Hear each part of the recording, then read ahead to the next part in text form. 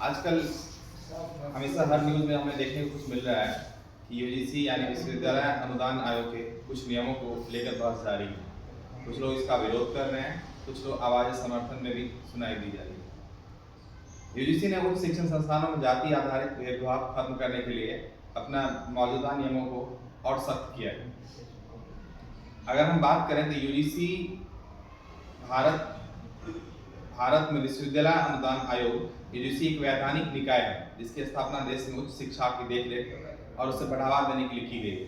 इसकी स्थापना 1956 में संसद में एक अधिनियम द्वारा की गई थी। यह भारत सरकार के शिक्षा मंत्रालय के अधीन कार्य करता है।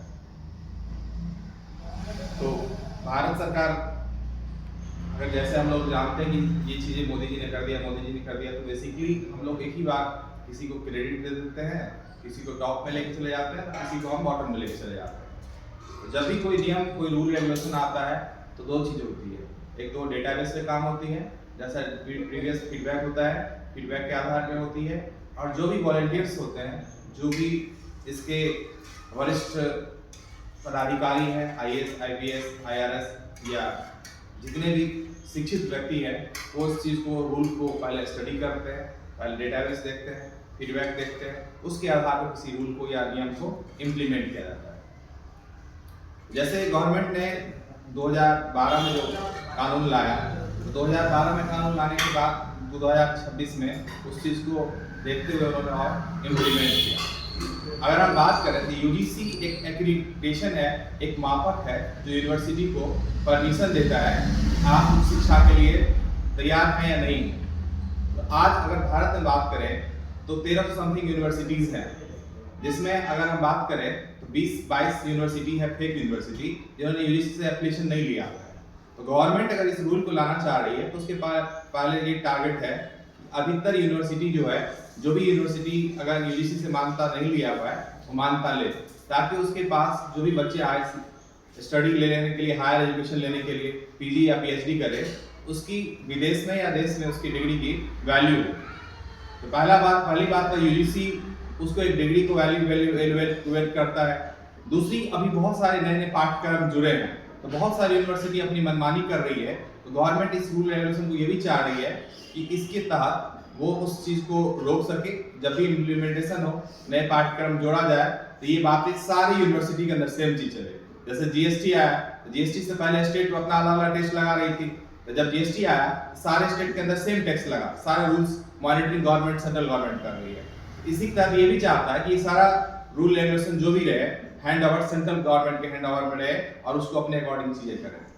हाँ, कुछ रूल जो अभी आए हैं जिसके लिए लोग उसका विरोध कर रहे हैं, तो उसके पीछे कुछ मुख्य पॉइंट है, जिसमें पहला है यूनिवर्सिटी में भेदभाव रोकने के लिए, है ना, इक्वलिटी कमिटी, जिसमें आपका SC, ST, OBC का प्रतिनिधित्व है, लेकिन सामान्य वर्ग के लिए कोई प्रतिनिधित्व नहीं है। तो गवर्नमेंट इस चीज पे भी ध्यान देना चाहती है। दूसरा इसने ये लाया है SC, ST, OBC के खिलाफ होने वाले भेदभाव को सुरक्षा दी जा रही है, लेकिन सामान्य वर्ग के खिलाफ होने वाले भेदभाव को रोकने का उपाय नहीं है। तीसरी की झूठी शिकायत करने वालों के लिए सजा का प्रावधान नहीं है, ऐसे में इसका दुरुपयोग की डर है। और चौथा विरोध है करने वालों की तर्क है सामान्य बातचीत या अकादमिक बहस तक को भेदभाव बताया जा सकता है, इसे रोकने की भी कोई उपाय नहीं है। पांचवा है कि यूनिवर्सिटी के छात्रों को जातिगत आधार पर बांटने का डर है। अब ये सारी बातें हैं जिसकी वजह से कुछ सामान्य वर्ग के लोग को इस चीज का विरोध है, चाहते हैं कि चीजें ना आए जिससे हमारे आने वाले बच्चों का भविष्य खतरे में डाली जा सके। लेकिन इसके लिए IPL जारी किया गया, भी मामला कोर्ट में है। हो सकता है कि आने वाले टाइम में गवर्नमेंट को ये लगता है या कुछ दिनों बाद अगर लगता है फीडबैक देखते हुए इसके नियम में बदलाव चाहिए, गवर्नमेंट बदलाव करेगी। लेकिन अगर आप इस चीज को गवर्नमेंट वर्सेस मोदी वर्सेस अगर आप करते हैं, कांग्रेस या बीजेपी वर्सेस कांग्रेस करते हैं, तो बिल्कुल गलत है। ये चीजें नहीं होनी चाहिए।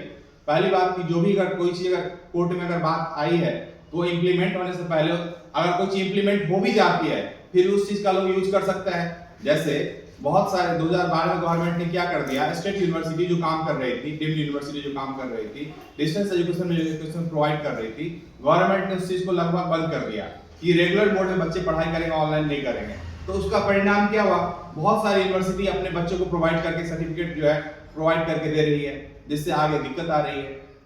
तो कुछ नियमों को मेरे ख्याल से जो गवर्नमेंट पहले भी किया था और आज भी जो चीज कर रही है उसको देखने की जरूरत है, प्रीवियस फीडबैक लेने की जरूरत है। जैसे आपने नाम सुना होगा पंजाब टेक्निकल यूनिवर्सिटी का, नाम सुना होगा सिक्किम मणिपाल यूनिवर्सिटी का, तो वो सब सारे यूनिवर्सिटी पहले थे जो कोई इंस्टीट्यूशन वगैरह एजुकेशन सेंटर वगैरह अपने यहाँ कोर्स करवाता था, बच्चे को रेगुलर मोड में क्लास करवाता था, एग्जाम करवाता था, फिर उसे सर्टिफिकेट देता था। लेकिन आज के डेट में क्या है, यूनिवर्सिटी के पास पैसे चाहिए, खर्चे चाहिए, अगर बच्चे रेगुलर में एडमिशन नहीं हो पा रहे, उसके पास फंडिंग नहीं आ पा रही है, तो बच्चों को कहीं से भी अपना सर्टिफिकेट प्रोवाइड करके और पैसा अर्न कर रही है, जो कि बिल्कुल गलत है। तो जो भी रूल रेगुलेशन आया है गवर्नमेंट उस चीज को ध्यान में रखेगी, करेगी, लेकिन इस तरह से लोगों को इस तरह से सड़कों पे आ जाना बिल्कुल सही नहीं है। हाँ, अगर इस चीज का विरोध हो लेकिन तरीके से हो, गलत तरीके से ना हो, आक्रोशित भी ना हो। गवर्नमेंट ने आज तक जो भी नियम लेके आया है अच्छाई लेके आया है, और आगे भी हमें उम्मीद है बीजेपी गवर्नमेंट अच्छे नियम लेके आएगी। इसको सबको समझना चाहिए कि आगे कोई भी डिसीजन गवर्नमेंट ऐसा नहीं लेगी जिससे लोगों को हानि पहुंचे, गलत पहुंचे। धन्यवाद।